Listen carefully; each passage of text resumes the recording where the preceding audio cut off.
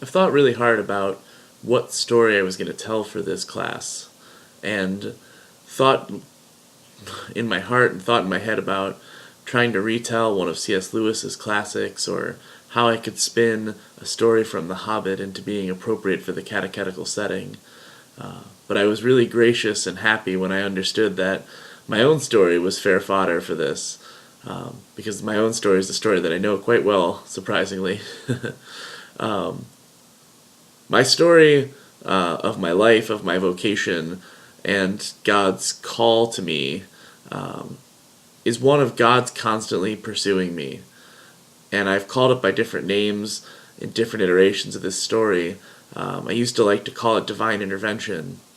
But I think St. Augustine's summation of God slowly and consistently pursuing me, and me searching for God only to find that He searched for me, is a much more apt description. It all starts when I'm fairly young. As a fourth grader, a fifth grader, I was kind of an outcast and kind of lanky, and I just didn't get what the crowd was about. Other kids loved football and loved sports and loved plays or reading, and I loved God. As weird as that sounds, I think that was the most appropriate way to say it, in the words of my sixth grade teacher. And I loved God in a very particular way.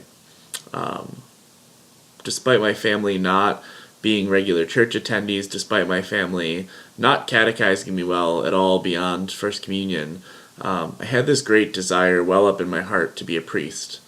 And so, even though I wasn't attending Mass on a regular basis, I took to saying Mass in my room on an end table that became my altar. And while I knew in my heart and I knew in my head that I wasn't saying Mass and I wasn't receiving Jesus in the Eucharist, I had this particular understanding and this particular bent, that I was praying to God and that I was being in communion with God in my own way. And pursuing me ever little bit by little bit, God turned my desires and turned my weirdness into something useful towards Him.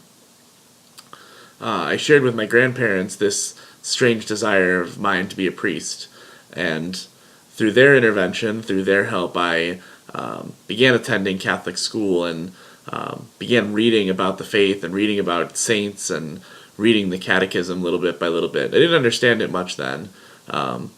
Even now, with all the schooling, I sometimes have to read passage after passage to understand. But God was working little bit by little bit through my heart, breaking up formality and breaking up stoniness and breaking up ritual to understand the deep meaning behind it. My friends in 6th grade and 7th grade called me priest, and that was sort of my identity, was like, I'm a man of God, I'm going to be a priest. And the way that God worked was backwards to me. Instead of having a deep relationship with Him and gradually deciding my vocation, I sort of had discerned my vocation and worked backwards into a deep prayer life. What was awesome about this is attending a Catholic high school in the area. I got to have a conversion or a reversion story that was pretty amazing. I had a friend who I rode the bus with. I went to an all-boys school, she went to an all-girls school, and she invited me to youth group. Well, that's amazing. I had be around other Jesus freaks and other people who loved God as I loved God. But what I came to understand is not only did they love God by praying all the time, which for so many people would be a turn-off, but for me was the great reason I would come to a youth group, but they had relationships with God and with one another, and they built each other up, and they grew in their faith, and they read great books. And so going to this youth group, I began to know God, to pray to God, to speak to God as a friend. My high school was in the Jesuit tradition, the good Jesuits, if we can say that fairly. And I began to know St. Ignatius, and not just know St. Ignatius intellectually and read St. Ignatius's works, but know St. Ignatius as a friend, to pray to him as a patron, and through that experience, learning to pray to God as a friend, so that God to me wasn't something that was an intellectual pursuit, something that wasn't about knowledge or mastery or competence, but was about friendship, was about love and being loved. The sad side of this story is I came from a family that didn't have a good job understanding and explaining love.